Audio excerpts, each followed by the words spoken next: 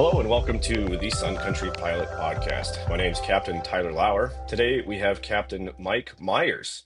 He's the chair of the R&I, well, I guess we'll let him explain what R&I is. But he's the chair of the R&I committee. How you doing today, Mike? I'm doing great. That was polished, man. Well, thanks for taking some time out of your day to be with us today. We really appreciate it. My name's Mike Myers. Like you said, I work with the R&I chair. Excuse me, I am the R&I chair of the union, and I've been with Sun Country for about 3 years. Prior to that, I worked with SkyWest for about 5 years and did a little bit of corporate flying before that, and went to college for aviation. So pretty standard backstory on the aviation side of the world. Throughout training and business flying and the airlines, one common thread that always came up for me was risk mitigation, which kind of sent me down the path of trying to mitigate all the risks in my life, which you really can't do. But I dove deep on that.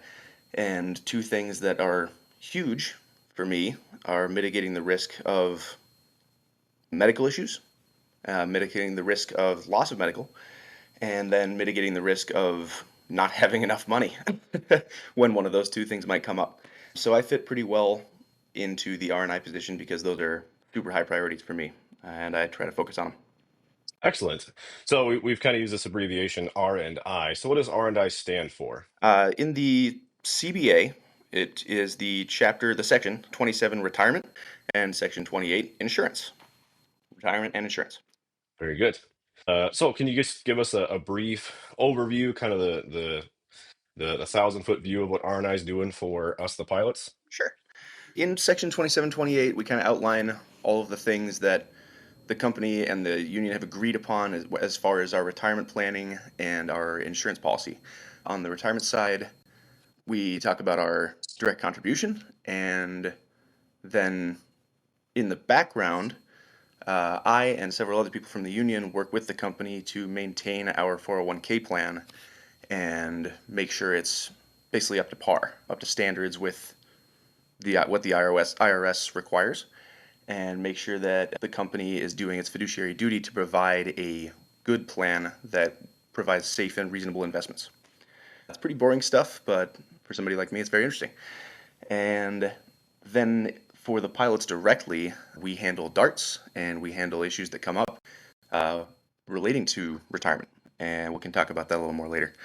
On the insurance side, we deal with health insurance and long-term disability insurance. We work with the company specifically to make sure that the insurance policy remains within what the CBA has set out and required. And then we work with our ALPA National resources and the pilots to support them when they have issues that come up with their long-term disability policy or even with their health insurance policy.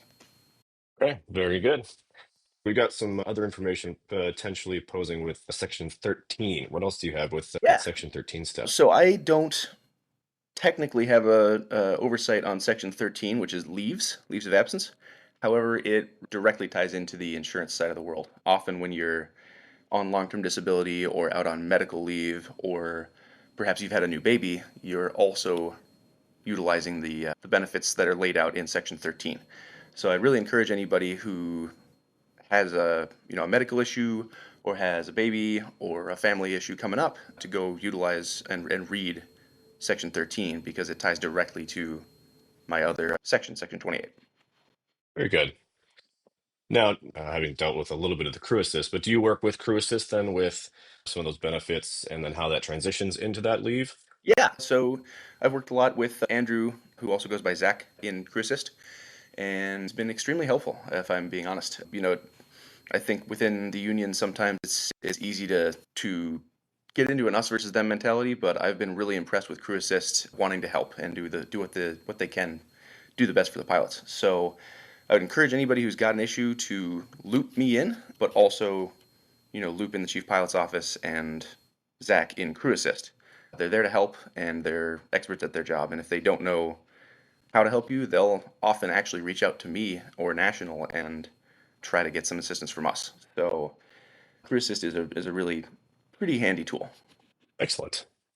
Very good. Well, that's a good plug for Crew Assist. I know they're kind of a new area within the company, and I've worked with them with some jury duty stuff, and I'll second that they've been really easy to work with, and they are very helpful. So that's I'm a really glad nice to hear plug that. for them. Yeah. Yeah. All right. Moving on. So I know we just had some bigger announcements with some of the 401k stuff, and obviously I'm not very well versed, and that's why we lay back on center.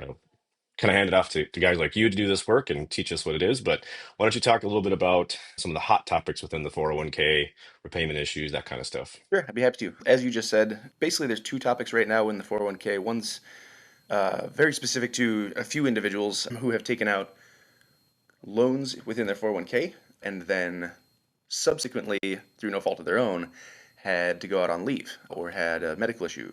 And then we've been having trouble getting those loans paid back because they don't have an income with which to pay it back. So that's something I'm working on really hard right now with National to lay out with the company a plan here because they're potentially going to have these guys default on their loans if they don't sort it out. So that's a very big deal, and we're going to work really hard to make sure that they get that right. I guess my takeaway is you have to do what's right for you and your family, but if you can avoid that loan, do so. It's very challenging to repay it if you have to go out on leave. And then the bigger hot topic that everyone's really interested in is the 401k addition to our plan that lets us do after-tax contributions.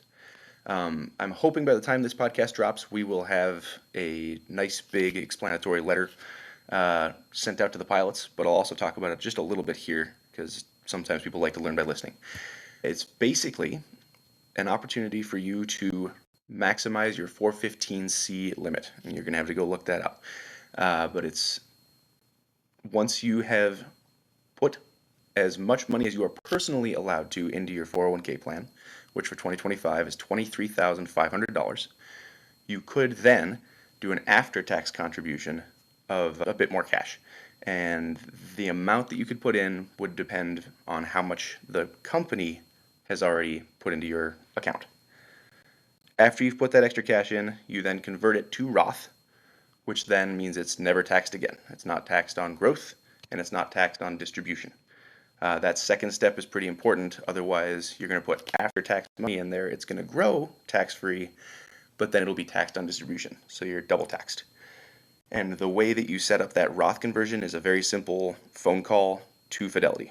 The phone number for that is going to be in our letter that we're sending out, and it should be on the net benefits account when you go on the page and select after tax.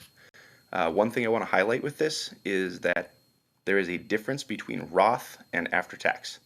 And if you haven't maxed out your personal contribution, you should, but you do want to do after tax contributions, you should be doing Roth first. And then after tax contributions once you've maxed out the personal contribution limit. So I'm sorry, that's a whole lot. Hopefully people can scrub back and rewind and listen to that a few times because it kind of winds around and there's a lot going on there. But it's basically an opportunity for you to save a little bit more for retirement and catch up a bit or get ahead. Very good. Yeah, and just circling back, we're looking forward to that letter coming back out. Obviously, there'll be some more information. And then just a shameless plug for the union here. If you do have questions, obviously we have the DART system, and I'm sure you guys are monitoring that and would love to sit down with people and explain it more if that need comes up. Absolutely. Actually, Very good. I'd Well, like to issue a blanket apology. There have already been a few questions, and I have not directly responded to them because I've been working on this letter just because it's a help everybody's situation, and I will get back to those darts as soon as I can. very good. Well, moving on to the insurance side of R&I. You got any hot topics for the pilot group? Sure. I do have a couple. I think everybody knows the one that I'm going to talk about second. The first one is basically with our life insurance company, New York Life, that also supplies long-term disability benefits. We're having some struggles with them, and honestly, Crew Assist and Alpha National have been great resources, and the Chief Pilot's Office even has been, very intentional about trying to help the pilots out. So we're working with them to kind of rein New York Life back in. They have been trying very hard to get every last dollar that they can and keep every last dollar they can, which is just what insurance companies do. And all I really want to do in bringing this up is remind people to file a DART and reach out to us. That is not something you need to deal with alone. They are, trained professionals at keeping every penny, and you should not have to fight that fight as a pilot It's something that the union and national and the chief pilot's office and crew assist can help you out with. You've got a team, so please, if you have problems with New York Life at any time, give us a call, file a DART. And then the bigger thing, which I think everyone is really interested in, is the long-term disability side of the world in the contract.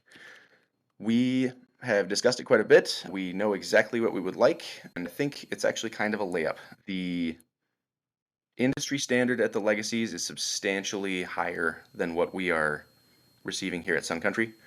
And I think if this company wants to maintain its position as a place to be a career, it's going to be something that we have to do. So I'm looking forward to asking for a few things on a few improvements on the long-term disability side. It's definitely on the radar, and we're working hard on that. Very good. Well, good. It's kind of nice to see how your desire for your own, financial stability and, like you said, your medical, your concern for that is kind of playing out with the work into the union. And seems like you guys here at IRNI are doing a lot of good work at just improving that quality of life for the pilot here. As we kind of wrap things up here, is there anything else you'd like the pilot group to know? One word, DART. I know we beat this drum all the time, but it is so important to reach out for two reasons. One, we help you out. Two, if you call me, you text me, you email me, I'm really happy to help, but there's so much going on, it's easy for things to fall off the radar.